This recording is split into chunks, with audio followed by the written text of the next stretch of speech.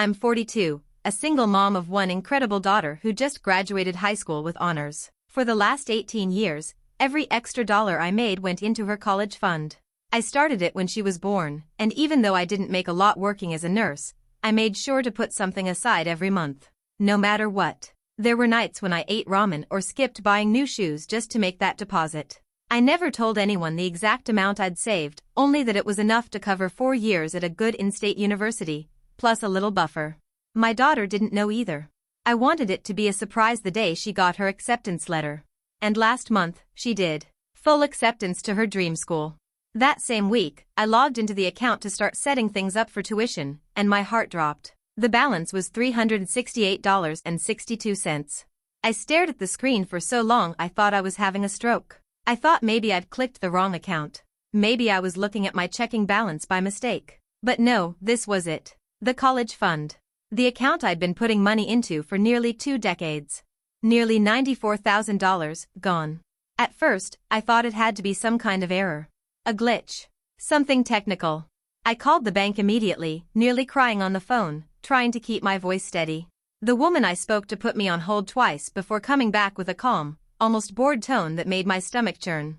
The money had been withdrawn in 4 large transactions over the course of the last 5 months. That didn't make sense. I hadn't touched the account in years. It was a standalone savings fund with its own login, and I didn't even keep the password saved anywhere. I asked who made the withdrawals, and that's when I learned something I hadn't expected: the account wasn't only in my name. Turns out, years ago, back when I was still married, I added my then-husband as a secondary user. Just for emergencies. I barely remembered doing it. We'd been together for over a decade at that point, and even though he had his issues, I never thought he'd be capable of something like this. After the divorce, I'd changed all our joint accounts, split the assets, and moved on. I just forgot this one small detail. And it cost me everything. Now the money is gone. All of it. And my ex? Well, that's where this gets complicated. The second I hung up with the bank, I felt like the floor dropped out from under me. My hands were shaking so bad I could barely dial my ex-husband's number. His name is Mark. We've been divorced for 7 years now. We have no relationship outside of the occasional awkward birthday card or text about our daughter. Even during the divorce, we kept things civil for her. When he picked up, he sounded surprised to hear from me. That fake friendly tone he always uses, like we're old pals catching up. I didn't even bother with small talk. I just asked him, "Did you take the money from our daughter's college fund?" There was a pause. Not long, but long enough. Then he said something that made my blood boil. I thought we agreed that money was just in case of emergencies. I could barely breathe. Emergency? I asked him what kind of emergency cost $94,000. He didn't even sound guilty, just annoyed. He said he'd needed the money to handle some things that had come up. I pressed him, what things? That's when the truth started unraveling. Mark had gotten involved in some kind of investment opportunity with his brother. And I swear to God, the second he said the words crypto startup, I almost lost it. Apparently, they were promised a massive return if they got in early. He took the first $20,000 thinking it would flip fast. When it didn't, he doubled down. Again. And again. Until the entire fund was empty. And now? The startup had folded. His brother moved states. And Mark was left holding the bag. He tried to justify it. Said he always intended to pay it back before our daughter even started college. Said he thought I wouldn't notice. Like that made it better. I couldn't stop crying. I wasn't even yelling, I was just stunned. Numb. The betrayal hit like a truck. This wasn't some shared pool of money we casually dipped into. This was my daughter's future. My sacrifice. And he gambled it away chasing some ridiculous scheme. I told him I was going to the police. That this was theft. But then he hit me with the most absurd thing I've ever heard. You can't call it theft. My name's still on the account. And that's when I realized he was right. Technically, legally, he hadn't broken the law. He hadn't hacked anything. He hadn't lied to the bank. His name was there. On the account. Just like mine. I hung up on him. I couldn't listen to another word. And for the first time in years, I seriously considered doing something I never thought I'd do. Calling a lawyer. I barely slept that night. I kept going over every detail in my head, how I'd missed it, how I hadn't noticed the account was still joint. I felt sick. Not just at Mark, but at myself. I'd worked so hard, for so long, and now it was just gone. And the worst part? My daughter had no idea. She was upstairs, planning her dorm Pinterest board, probably dreaming about her first semester. And I didn't know how to tell her that I might not be able to afford a single class. The next morning, I called a lawyer. It wasn't even a question. I didn't care how much it cost, I needed answers. I met with a woman named Jill. She specialized in family law and asset disputes, and I laid everything out for her, the fund, the withdrawals, the account access, everything. She listened carefully, took notes, and then gave me the verdict. What Mark did was, in her words, morally outrageous, but not technically illegal. Because his name was still on the account, he had legal access to the funds. Unless I could prove he used the money for fraudulent purposes or misrepresented its use in court, there wasn't a direct path to criminal charges. I felt like I was going to throw up. But then she paused. There was one possible route. If we could prove Mark knew the account was for our daughter's education, specifically hers, and that he accessed it under false pretenses, there might be a chance to sue him civilly. It wouldn't be easy, but it was possible. Especially if I could show a pattern of financial misconduct or irresponsibility since the divorce. So we got to work. Jill pulled our old divorce agreement. And that's when something interesting came up, something I hadn't remembered. During our custody and financial planning sessions, we had a clause included that said both parties will contribute reasonably to the child's future educational expenses. Jill told me that might be our in. If Mark's actions directly damaged our daughter's educational future, we might be able to build a civil case. At the very least, we could file a demand for reimbursement and begin a formal asset tracing process. But it would take months. Maybe longer. And it wouldn't get the money back in time for fall semester. That was the knife twist. Even if I won, my daughter would still miss out on her first year of college. Or take out massive loans. Or pick a cheaper school. All because her father decided to play tech genius with her future. And somehow, I still hadn't told her. I didn't even know how to start. I stared at my daughter through the kitchen doorway that evening. She was sitting at the table, humming to herself, writing out a packing list in a little journal she's had since middle school. She looked so happy. So proud. I had to sit down. My legs felt like jelly. I'd been rehearsing what to say for hours, and suddenly none of it felt right. How do you tell your kid that the future you promised her was ripped away by her own father? But I couldn't put it off any longer. I told her I needed to talk, seriously. She froze for a second, then sat down next to me. The second she saw my face, her smile vanished. I didn't sugarcoat it. I couldn't. I told her about the money. That it was gone. That I'd been saving for her since she was a baby, but it had been drained. I didn't say Mark's name right away. I didn't need to. She's smart. Her eyes widened, and she whispered one word, Dad? I nodded. She didn't cry. Not right away. She just stared at the floor like someone had unplugged her from reality. I told her I was doing everything I could. That I'd hired a lawyer. That we might get some of it back, but it wouldn't be in time. And then, for the first time in a long time, I saw something in her face that made my heart drop. Anger. Not the kind of teen tantrum anger. The kind that runs deep. The kind you don't forget. She didn't ask questions. She didn't want to hear his side. She just got up, walked out of the room, and shut her bedroom door. I sat there in silence, trying to process what just happened. I'd expected sadness. Maybe even disappointment. But I hadn't expected quiet fury. And part of me wondered if this would be the moment that broke their relationship for good. Because here's the thing. My daughter has always had a complicated view of Mark. He was the fun parent. The part-time parent. The one who showed up with gifts and took her to movies and texted her memes. She'd always wanted more from him, but he was rarely consistent. Still, she wanted to believe in him. And now? He had finally taken something she couldn't forgive. And he didn't even know it yet. 2 days passed without a single word from Mark. Not a text. Not a call. Not even a sorry. Meanwhile, my daughter hadn't said much either. She went to work at her part-time summer job, came home, ate dinner in silence, and then went straight to her room. I didn't push her. I knew she was processing things in her own way, and honestly, so was I. Then, Saturday morning, Mark showed up at my door. No warning. Just knocked like everything was fine. I didn't even know what I was going to say to him, but I wasn't prepared for what he brought with him, his new girlfriend. She stood behind him like a human exclamation point. Designer bag, perfect nails, expensive sunglasses. She didn't smile. Just looked at me like she didn't know why we were bothering with this whole family drama thing. Mark asked if we could talk. Said he wanted to explain everything face to face. I told him no. I told him I wasn't going to argue about ethics with a man who drained our daughter's future and pretended it was no big deal. But then, right as I was about to slam the door, my daughter came to the hallway. She didn't say a word. Just stood there, arms crossed, staring at her father. Mark's whole expression changed when he saw her. He put on this pathetic, puppy dog face and tried to open his arms like she was going to run into them. She didn't move. And then she asked one question. Did you use my college money to pay for her? I stopped breathing. Mark looked caught off guard, just for a second, but that was all it took. His girlfriend shifted uncomfortably.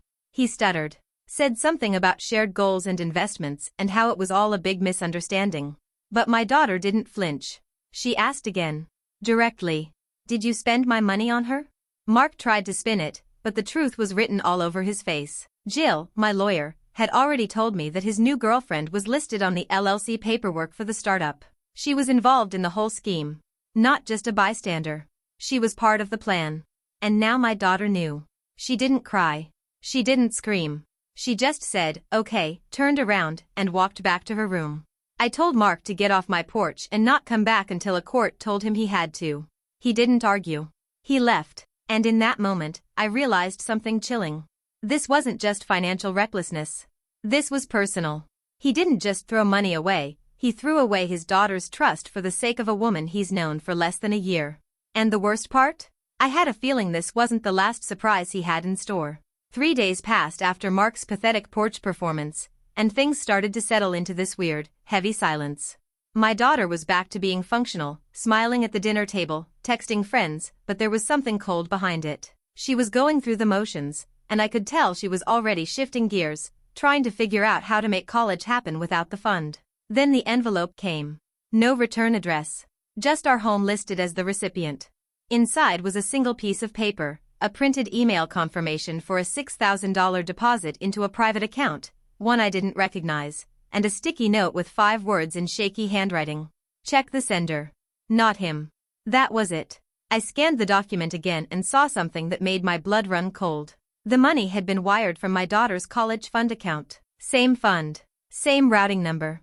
Except this transaction wasn't one of the original 4 withdrawals the bank flagged. This was a 5th, one that happened 2 months before the others. And the name on the recipient account? Not Mark. Not his brother.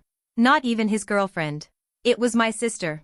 I stared at the name over and over again like I couldn't process it. My sister, Leah, who I'd trusted like a second mother to my daughter. The one who used to watch her after school, who came to every birthday party, who always said, "You've done so much for that girl, I'm proud of you." She had access? Suddenly my mind started spinning.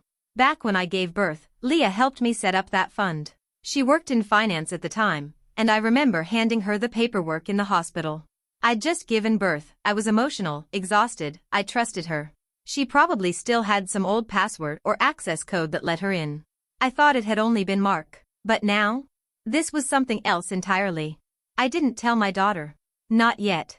I needed to know exactly how deep this went before I ripped open another wound. Because if this was real, if Leah took money meant for her niece, then this wasn't about one betrayal. This was 2. I didn't even hesitate, I called Leah. She didn't answer the first time. Or the second. By the 3rd try, I was practically shaking. I sent a text that just said, "We need to talk. Now." I know. 15 minutes later, she called me back. Her voice was way too calm. Like she knew this was coming. I asked her straight out if she had accessed the college fund. She didn't deny it. She said, "I was going to tell you." And that phrase, it cracked something open in me. I asked when, exactly, she thought the right time would be. After my daughter packed for community college? After she walked to work because she couldn't afford gas for her beat-up car? After I broke down trying to tell her we couldn't pay for dorms? Leah sighed and said she didn't think it was a big deal. That it was just a small loan to cover a temporary emergency. Her husband's business had a cash flow issue and they needed help just for a few weeks. They own a landscaping company. They live in a nice house. Drive matching SUVs. And she borrowed from a college fund like it was a damn piggy bank. I asked her why she didn't ask. Why she didn't come to me, or explain it before taking the money. She got defensive. Said I would have said no. That I'd always judged her for not being as stable. That I'd hoarded that money when family needed help. I couldn't believe what I was hearing. She twisted the story until she was the victim, until I was the selfish one for saving for my own child. She even said, "You're not the only one who's struggled, you know." I hung up. Because anything I said after that would have been screaming. And if I started screaming, I don't know if I'd stop. That night, I told my daughter. I didn't want to. But I had to. She deserved the truth. And I couldn't let her hear it from someone else. She didn't say anything for a long time. Just sat on her bed, staring at her hands. Then she asked the most heartbreaking question I've ever heard. Is there anyone left we can trust? I didn't know how to answer. Because honestly, I wasn't sure anymore. The next morning, I was still reeling from everything, Mark, Leah, the unraveling of what used to be a normal life. I hadn't slept, hadn't eaten, and I was just sitting at the kitchen table staring at the same cold cup of coffee for hours. Then I got a call from my lawyer, Jill. She sounded different, tighter, more alert. She asked if I'd authorized any third-party transfers on the fund outside of Mark. I told her no, and then she dropped the bomb. Leah wasn't the only one. Another withdrawal had been made to a separate personal account. This time it wasn't in Mark's name, or Leah's. It belonged to Leah's husband. Same date range. Another $8,000 gone. This one had been harder to trace because it came from a linked access portal Jill hadn't initially checked. But once she dug deeper, there it was, plain as day. I was stunned. So not only did Leah help herself to the fund, but she'd let her husband do it too? This wasn't a mistake. This wasn't a moment of panic or a family emergency. This was a coordinated decision between two people I considered blood. And now, almost $14,000 of my daughter's future was in the hands of people who probably felt no guilt at all. Jill told me that because there were now multiple parties involved, our civil case just got stronger. She was confident we could prove misuse of funds, even if Mark's name was still legally attached. The combination of his actions and Leah's opened the door for a full civil suit, including potential damages. But then she asked me something I hadn't prepared for. Do you want to pursue criminal charges? I froze. Because up until that moment, it felt like this was still a family tragedy. A betrayal, yes, but one we might survive emotionally, maybe even repair someday. But that question? It was a fork in the road. If I said yes, there would be no going back. No holidays. No explanations. No reunions. And maybe that was what I needed. Because this wasn't just betrayal, it was theft, premeditated and targeted. My daughter had been robbed of something irreplaceable. And they were walking around like it was nothing. I told Jill I'd think about it. But deep down, I already knew. This wasn't just about getting the money back anymore. This was about making sure they never got to do this to anyone else again. I didn't go into this wanting revenge. But when people you love treat your sacrifice like a free-for-all bank account, and your daughter's dreams become collateral in their schemes, you stop worrying about looking like the bigger person. I gave Jill the green light to move forward. Civil suit against Mark, Leah, and her husband. And yes, I approved the criminal complaint filings too. Fraud. Misappropriation of funds. Unauthorized withdrawals. Let the courts decide what they really were. That's when the chaos began. Mark was served first. According to Jill, he laughed when the papers were handed over. Said something like, "She's just bluffing." Classic Mark, always thinking charm and arrogance would save him. But that smirk didn't last long. The moment Leah and her husband got served too, the whole fragile web started cracking. Apparently, Leah didn't know I discovered both of their names on the account activity. She thought she could hide behind a temporary excuse and ride it out. But once she realized criminal charges were on the table, her attitude changed overnight. She called me, sobbing. Said she didn't know her husband had transferred funds too. Said she thought he was just helping smooth things over. She begged me not to press charges. Begged me not to ruin their lives. And for a second, I hesitated. Not because I wanted to protect her, but because I saw it in her voice, the realization. The way guilt was finally landing. But then I remembered my daughter. How she asked me, "Is there anyone left we can trust?" And I remembered the way Leah stole her future while smiling across the Thanksgiving table, pretending everything was normal. So I told her no. Not this time. The local fallout was quick. Small town. People talk. It didn't take long before Mark's girlfriend left him. She'd been named on the business that swallowed my daughter's savings. Now she's looking at financial liability too. Her name was on documents. She signed things. She knew. Mark lost his job within a week. Someone from the company saw his name trending in the local news site's legal blotter. Apparently, exploiting your child's college fund wasn't great PR. As for Leah and her husband, they've gone quiet. No more Facebook posts about family brunch or vacation selfies. Their landscaping business got a wave of bad reviews almost overnight. A few from strangers. Most from people who knew exactly what they'd done. I didn't say a word publicly. Never posted, never responded to the gossip. Because I didn't need to. The truth was loud enough on its own. And through it all, my daughter stayed strong. She started looking into scholarships, grants, a job on campus. Said she was still going to her dream school, even if she had to work 3 shifts a week. That girl? She's everything they're not. And she deserves better than every single one of them. It's been 2 months since everything exploded, since the lawsuits were filed, the secrets came out, and the people we once called family showed us who they really were. A lot has changed. Mark hasn't contacted us once. His lawyer sent a formal denial of wrongdoing, which my lawyer shredded apart line by line. We're waiting on the first court date for the civil case, and there's a possibility of criminal proceedings, too. But honestly, I'm not losing sleep over him anymore. I used to lie awake wondering how he could do this to his own daughter. Now I just feel sorry for him.